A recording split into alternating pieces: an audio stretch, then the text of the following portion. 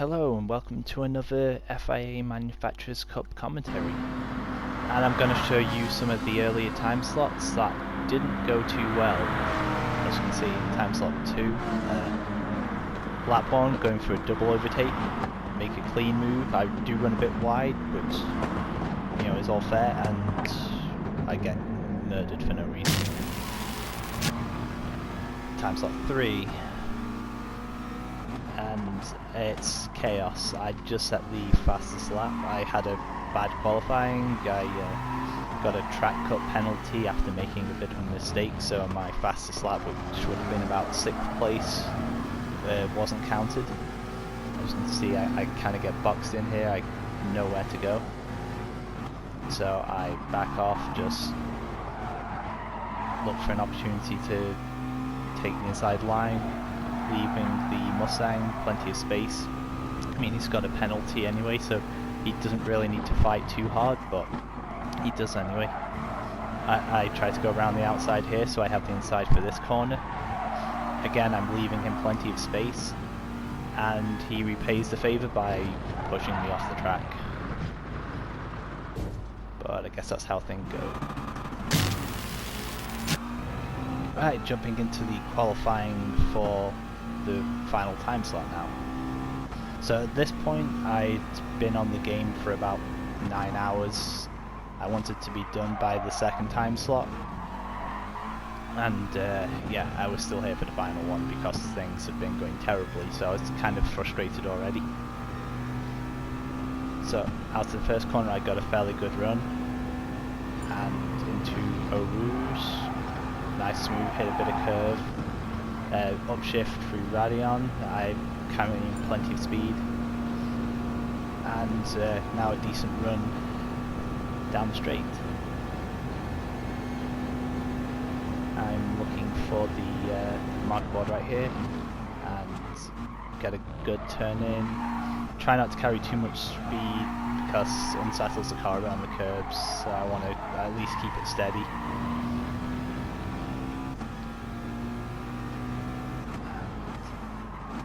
Turning in here, again the car gets a little bit unsettled because I do tend to run a more rearward brake bias, so I like to get a sharper turn in, so I was finding in some corners I was getting a slightly unsettled rear, but that was kind of more in qualifying than the race.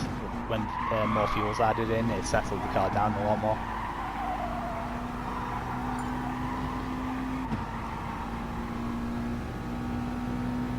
Using the shadow here as my brake marker, and again turn in, try to keep it as high in the 70s as possible, 70 miles per hour. Early upshift to 4th there, back down to 3rd through here, get on the power as early as possible. I use the split marker as my turning point there, take a bit of curve, then run as far to the exit as possible without going onto the AstroTurf, otherwise that just drags you completely off the circuit. Again here I was always a bit tentative about going full throttle, so I did do a minor lift just to try to keep the car within track.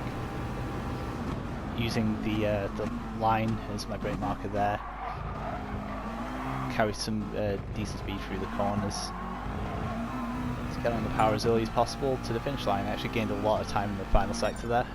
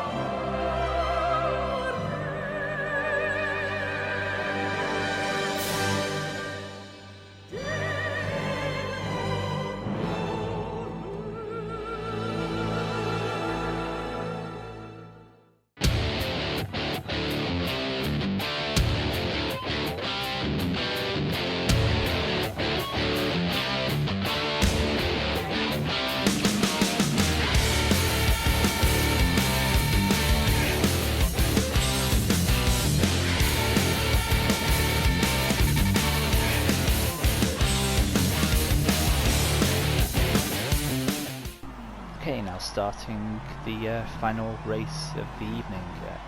I already knew 7th wasn't the best place to start, so I'd seen a replay of the top 16 race. John was starting right on the corner here, so I knew I was at a bit of a disadvantage on the start, but I actually handled it fairly well, I think, there, and managed to not drop out of the slipstream, which was my biggest worry.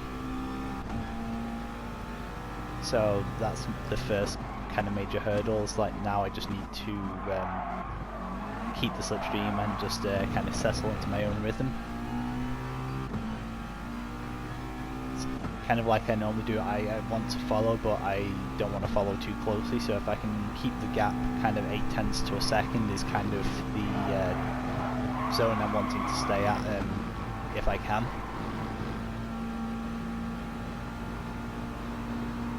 So for the first lap I've just got to get myself into that position.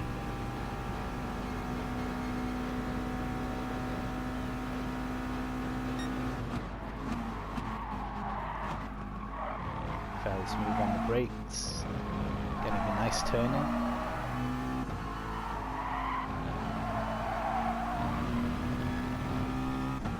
Again, I can already see that the cars in front aren't looking too much faster than me, so I'm kind of happy with this position at the moment. So for the moment I don't have any pressure from behind, and I can see that I'm easily going to be able to keep this slipstream as long as I don't make any major mistakes, which in a race like this is a no stop with slipstream, so it's always going to be difficult, because as long as the car in front has the slipstream, then that's going to be difficult to overtake, so it's basically follow the leader for most of it. So the main thing is keep yourself in contention and be ready to take any opportunities that present themselves. So if somebody makes a mistake, be ready to pounce.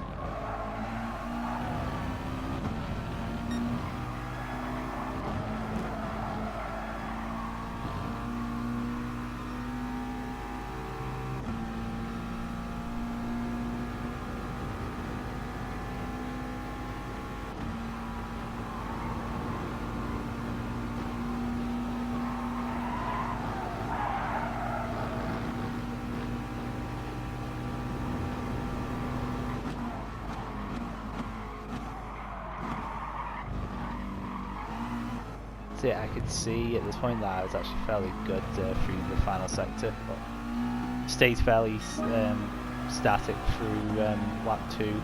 The car behind does close up on me and tries to get a run through this first corner, but it doesn't quite have enough of a chance to get in front, so everything stays static. I'm still around that 1 second mark, so I'm happy with the slipstream in front. It's not at its strongest, but I'm still gaining time from it, so everything's all good at the moment.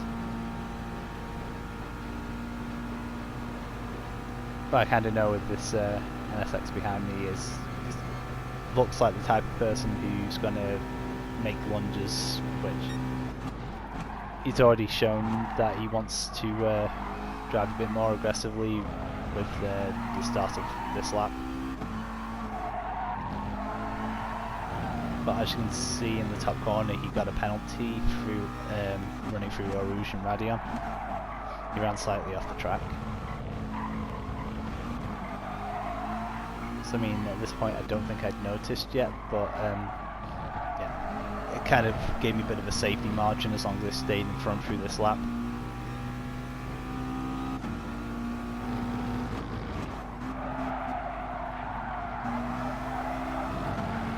Only problem is, like, with a car following so close, it's like it makes it very hard to concentrate.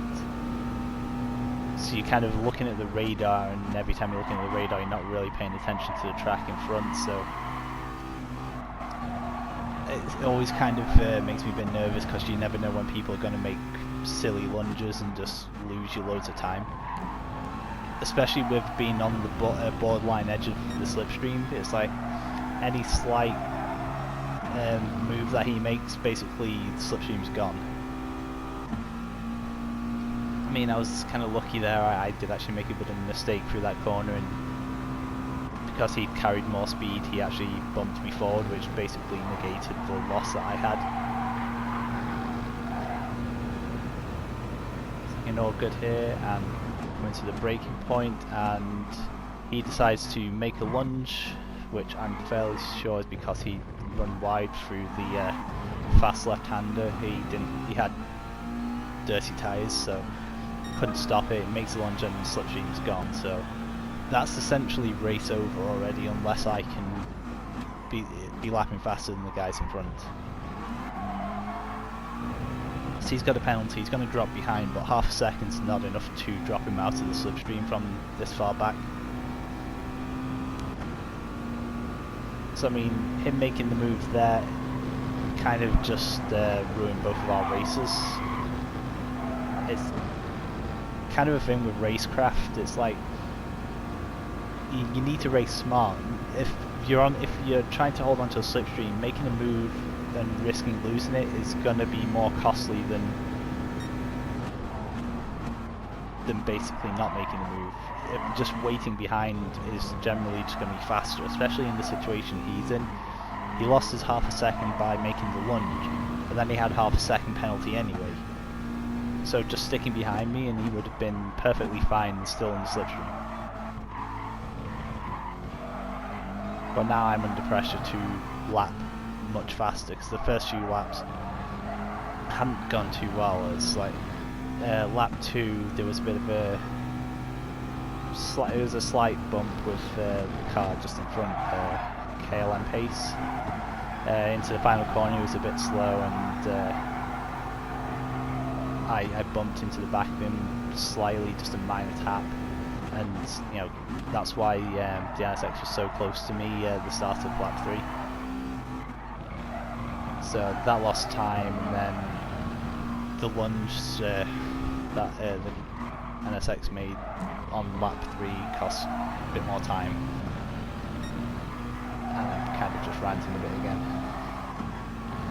As I said, I've been on the game for quite a while at this point, and I was already slightly frustrated, so I just wanted to get on with it and try to push forward and get as best position as I could.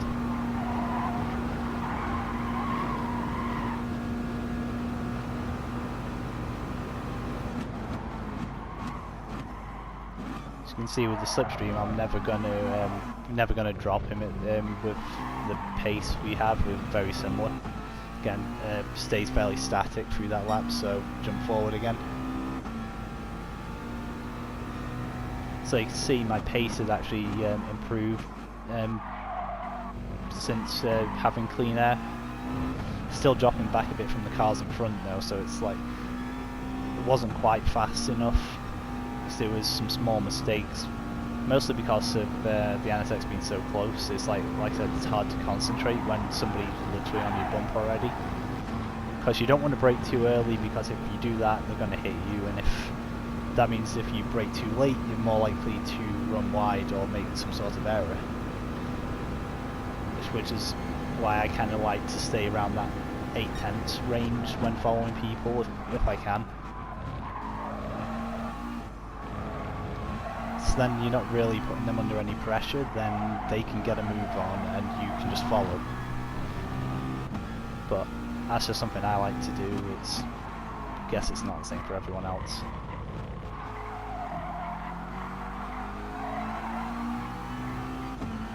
So far this lap is going very well. I'm hooking up most of the corners, getting nice solid turn-ins.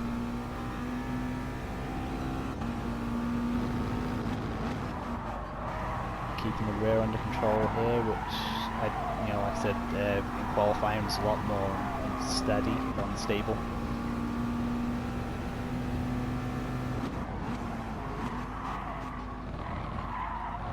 Use the curb again, just get the car turned in. Could have maybe upshifted to 4th a little bit earlier there. Again down to 3rd, try to get on the power. Can see him right on my tail again. Those few corners he was definitely faster than me.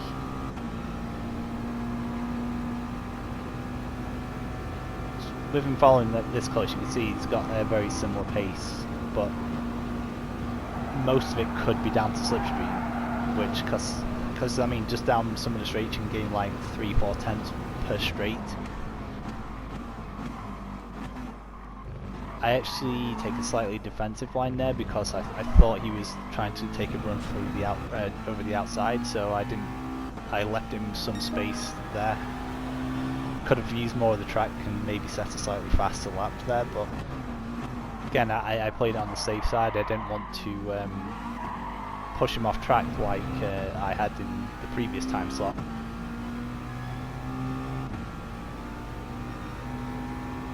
Try to be as respectful as possible with giving people space.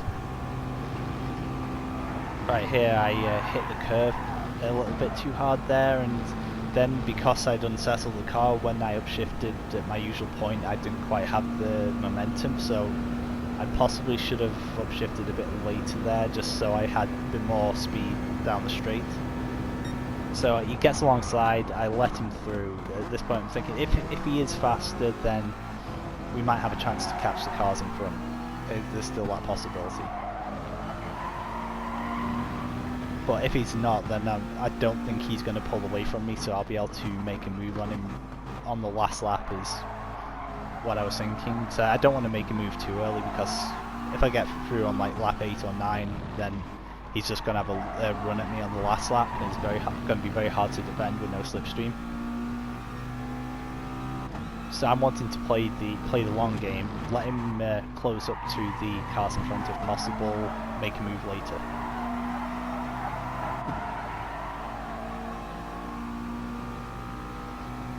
As I said before, he seemed like he was faster in this section of track, so again, but I'm following at the distance I like to, not too close. He's got plenty of space to just get on with it.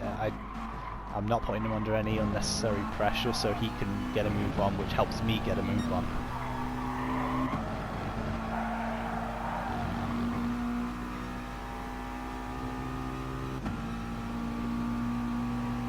And now this will be a better visualization of how strong the slipstream it is here. From that distance back, just closing, easily gaining 3 or 4 miles per hour over what you would normally have. So I do lift and brake a little bit early there just to get the car turned in. I hit my marker perfectly, and he runs a bit wide, and he decides to stay super defensive. Well, I give him a bit of a bump to give him a bit of extra speed, but he stays defensive, and at this point if I could have dropped my controller and face palmed, I would have. It's like I let him through to get a move on, and then he starts driving super defensively, and I'm wondering why. We're never going to catch the people in front if he's losing his time like this. Again, he gets a reasonable run through a Rouge and Radio, and so do I.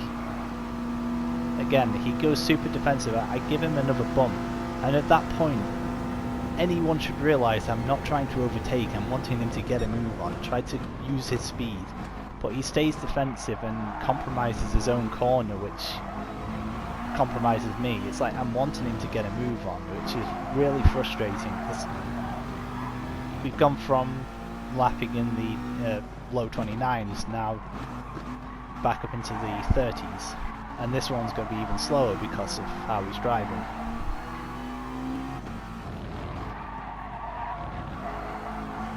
Getting through this section, I just drop it back a bit. I'm wanting him to get a move on, so I don't want to be too close to him. I don't want him to go defensive, so if I can drop back again, just try to give him a bit of peace of mind to just push, then that's what I'll do at this point.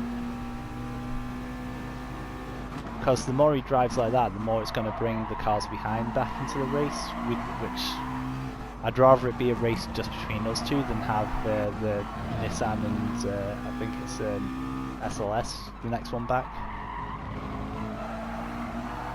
Because if it becomes a 4-way race, then there's going to be more chaotic and more chance of somebody messing up.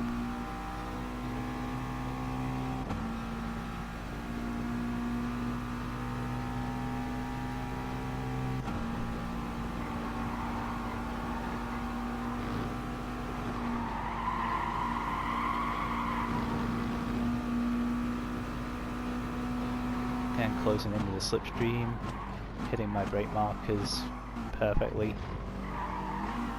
He manages to take the corner a bit better this time, so not quite as close, which is fine. So I'm not planning on making the move yet anyway. And then to turn 1 I get such a better run through the corner. I hit the brakes a lot later and just run out of the corner faster, and again you can see he's already looking defensive. It's like I stayed out of the slipstream to keep the gap back a bit so I can get a better run through the corner. I've already realised that the cars in front have gone, so I'm kind of debating with myself, do I make the move now? I run left to take the outside. I actually wasn't thinking I'd be this far in front. Hit my braking point, leave him space, and then he outbrakes himself and hits me. The difference between that and what happened with me in time slot 2 is that I was in front on the inside, so when I ran wide I wasn't hitting somebody off that was going around the outside. But he made contact, which is what stopped me overtaking there, but it was annoying. But I settled back in behind, just waiting for my next chance on the last lap.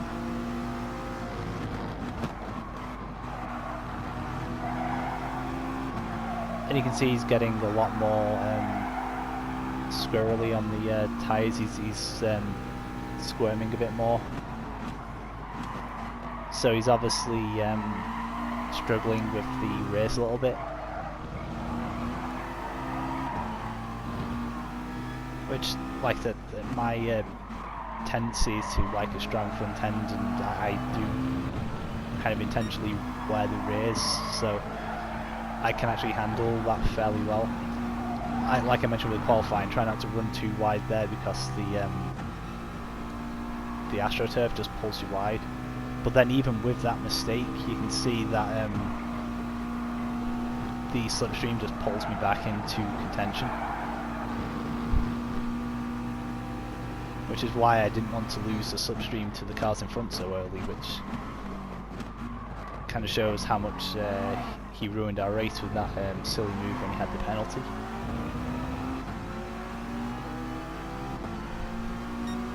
Right, now coming into the last lap, this is where I know I'm going to make my move.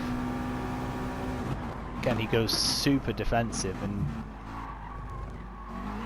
I think about going around the outside, but then halfway round I decide to just cut back in behind. I know I'm too close here, so I'm going to lift going into the corner, give him a bit of a gap so I can get a run with the slipstream. Because if you're too close, then you can't get a good run, and you pull alongside and you don't gain enough speed. So just giving myself that bit of a gap down through a ruse then gives me a run down the straight to make the move. And this time I take the risk and cut in front in the braking point, so take the place, and now it's my turn to drive defensively.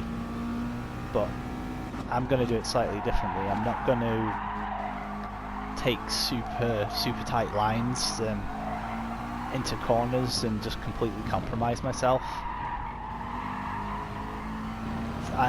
My goal here is to try to not let him get a run on me, because the slipstream is going to be so powerful that if he's too close to me in the corners, then he's not going to be able to get that run. So you'll notice through some of the corners I start lifting in the corners, so he's too close. So here I'm going a lot slower than I would normally do, because he's right on my tail. Look, he's too close to get a run, so he goes to the outside. That means I'm fine, I can take the defensive line. He's too close yet again, he can't get a run. Again, you see here, lift, and he's too close, so he can't get a run on me. It's the best way to negate the slipstream. If they're too close, they can't get a run with the slipstream. That means they don't get the overspeed, so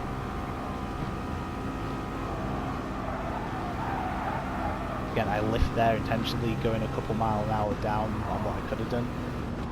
I do take a defensive line here. He tries to lunge around the outside, but I've got a nice run through the corner and I take the place.